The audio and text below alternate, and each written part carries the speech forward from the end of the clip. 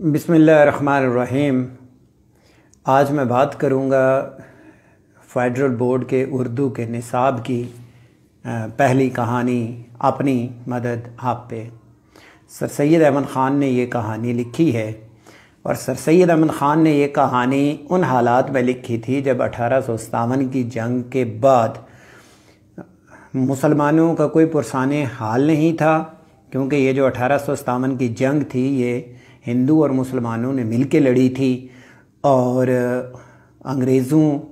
کے خلاف ہندو اور مسلمانوں کو اس جنگ میں شکست ہوئی، اور جو ہندو ہیں وہ دوبارہ انگریزوں کے ساتھ مل گئے تو مسلمان بے سہارا ہو گئے تھے، بے آسرا تھے، اور وہ کبھی ہندو کی طرف دیکھتے تھے اور کبھی انگریزوں کی طرف دیکھتے تھے، اور انہیں تھا کہ ہمیں کہیں نہ کہیں سے کچھ نہ کچھ ہمارے لیے کہیں آسانی نظر آئے۔ تو ان حالات میں سر سید احمد خان نے مسلمانوں کا حوصلہ بڑھانے کے لیے یہ کہانی لکھی، جس کا نام ہے، یہ ایک مضمون ہے جس کا نام ہے اپنی مدد آپ۔ سر سید احمد خان نے اس کا آغاز ایک مقولے سے کیا ہے، اور مقولہ یہ ہے کہ خدا ان کی مدد کرتا ہے جو اپنی مدد آپ کرتے ہیں۔ سر سید کہتے ہیں کہ یہ ایک آزمایا ہوا قول ہے، یہ آج کی بات نہیں ہے، اس میں قوموں کا اور نسلوں کا تجربہ شامل ہے کہ جو شخص اپنی مدد آپ کرتا ہے، اپنے سارے کام خود کرتا ہے، جو اگر یہ ایک فرد میں یہ جذبہ پیدا ہو جاتا ہے تو وہ فرد ترقی کر لے گا۔ سر سید کہتے ہیں اگر پوری کی پوری قوم کے اندر یہ جذبہ پیدا ہو جائے گا تو پوری کی پوری قوم ترقی کر لے گی، لیکن دوسری طرف اگر کسی انسان سے یا پوری کی پوری قوم سے یہ جذبہ ختم ہو جاتا ہے تو پھر وہ جو قوم ہے یا وہ فرد ہے وہ ذلت کا شکار ہوتا ہے، اور انسان کی جو سر سید کہتے ہیں انسان کی جو سب سے بڑی خوبی ہوتی ہے، جس کو غیرت کا نام سر سید نے دیا ہے، وہ انسان سے ختم ہو جاتی ہے۔ پھر سر سید یہ کہتے ہیں کہ آدمی جتنا دوسروں پر بھروسہ کرتا جاتا ہے، یعنی اپنی مدد آپ اور دوسروں پر بھروسہ، یہ تناسب معکوس ہے ایک، کہ انسان جتنا دوسروں پہ بھروسہ کرتا جاتا ہے، دوسروں کا سہارا لیتا ہے، دوسروں کا آسرا لیتا ہے، دوسروں کے کندھے پہ رکھ کے بندوق چلاتا ہے، تو اس کے اندر سے وہ جو جذبہ ہے اپنی مدد آپ کا ختم ہوتا جاتا ہے۔ تو لہٰذا جب پوری قوم کے اندر ہی یہ خرابی آ جائے گی تو پوری کی پوری قوم ویسی ہی ہو جائے گی۔ پھر آگے چل کے اس کہانی میں سر سید یہ بیان کرتے ہیں، سر سید یہ کہتے ہیں کہ نیچر کا ایک قاعدہ سر سید نے یہ بتایا ہے کہ جیسی قوم ہوتی ہے اللہ تعالیٰ آ جاتے ہیں، کیونکہ جو حکمران ہیں حکمرانوں کا جو چناؤ ہے وہ ہمیشہ قوم کرتی ہے، تو لہٰذا قوم جیسی ہوگی، عوام کا جیسا مزاج ہوگا، تو بالکل ان پر حاکم بھی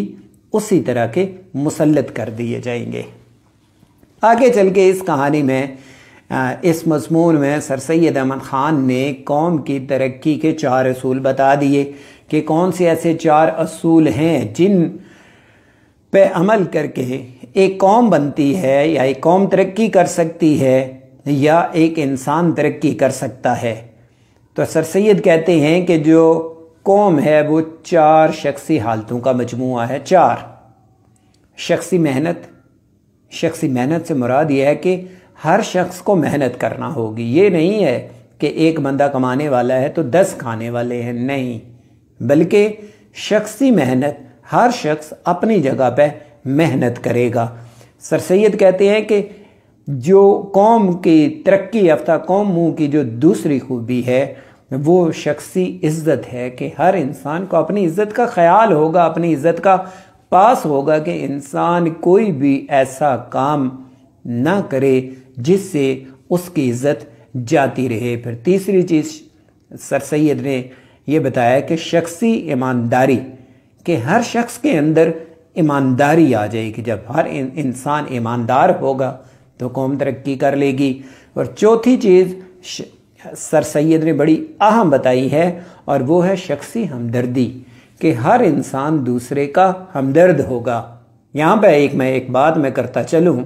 شخصی ہمدردی سے مراد یہ ہے کہ موٹر وے پہ اگر پیٹرول ختم ہو جائے، شخصی ہمدردی یہ تھی کہ 20 لوگ پیٹرول کی بوٹلز لے کے وہاں کے کھڑے ہو جاتے۔ یہ شخصی ہمدردی تھی۔ یہ شخصی ہمدردی نہیں ہے کوئی بے بس ہے، کوئی مجبور ہے تو آپ اس کو لوٹ لیں، بلکہ شخصی ہمدردی یہ ہے کہ جب کوئی انسان مجبور ہے، بے بس ہے، پریشان ہے تو پوری کی پوری قوم اس کی مدد کے لیے امڑ آئے۔ سر سید کہتے ہیں کہ یہ 4 خوبیاں اگر قوم میں ہوں گی تو قوم ترقی کرے گی۔ پھر سر سید احمد خان نے اس کے متضاد پہ 4 خامیوں کا ذکر بھی کیا ہے کہ اگر قوم کے اندر 4 خرابیاں ہوں گی تو وہ قوم ذلیل و رسوا ہوگی، اور وہ 4 جو برائیاں ہیں یا 4 خرابیاں ہیں وہ یہ ہیں کہ شخصی بے ایمانی، کہ ہر انسان بے ایمانی کرے، دھوکہ کرے، فراڈ کرے، دوسروں کا برا سوچے، غیبت کرے، برائیاں کرے۔ یہ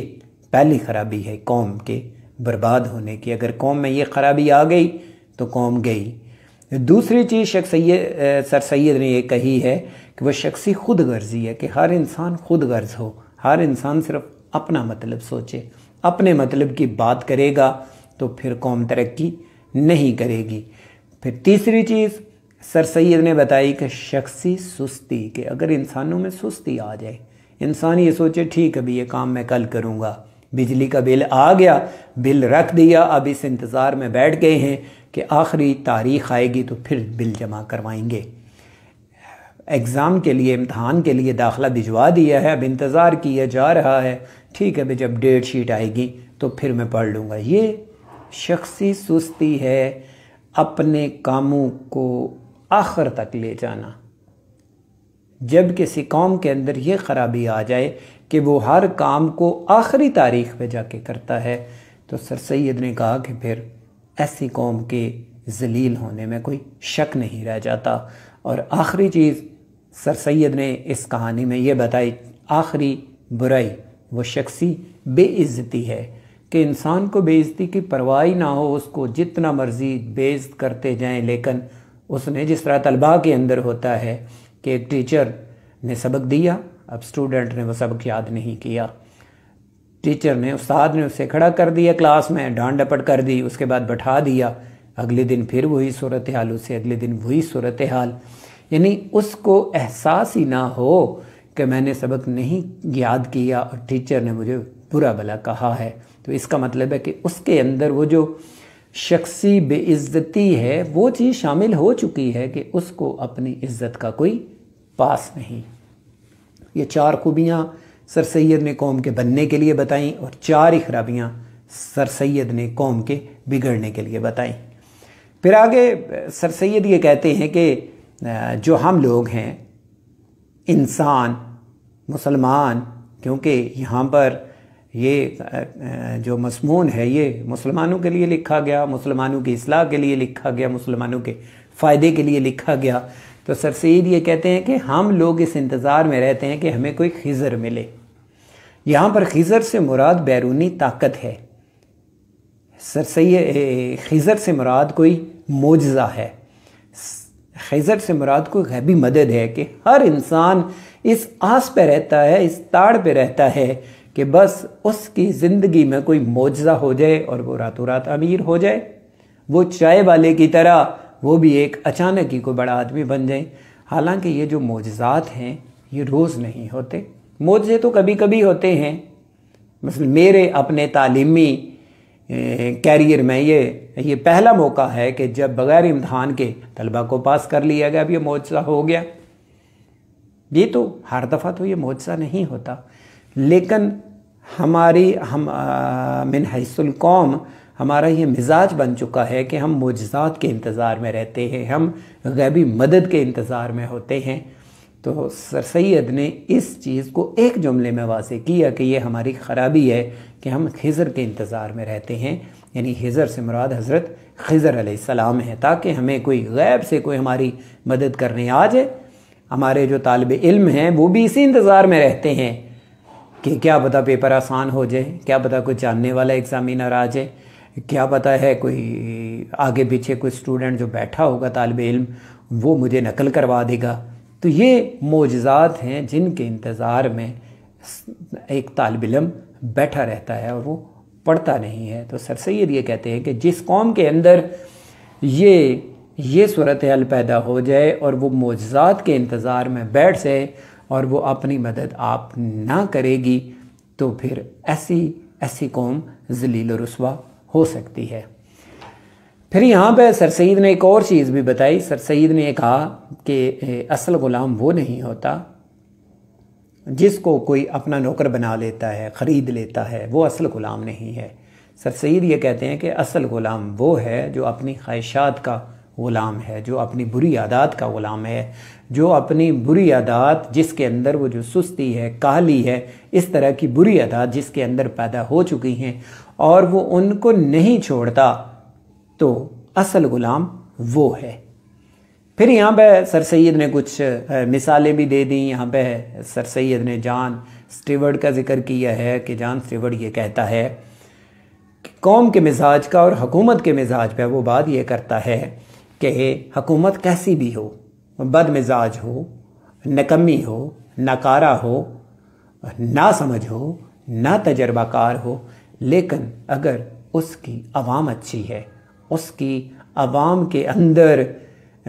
آگے بڑھنے کا ایک جذبہ ہے، تو پھر ایسی عوام اپنی اس حکومت کو اپنے ساتھ ملا کے چل سکتی ہے۔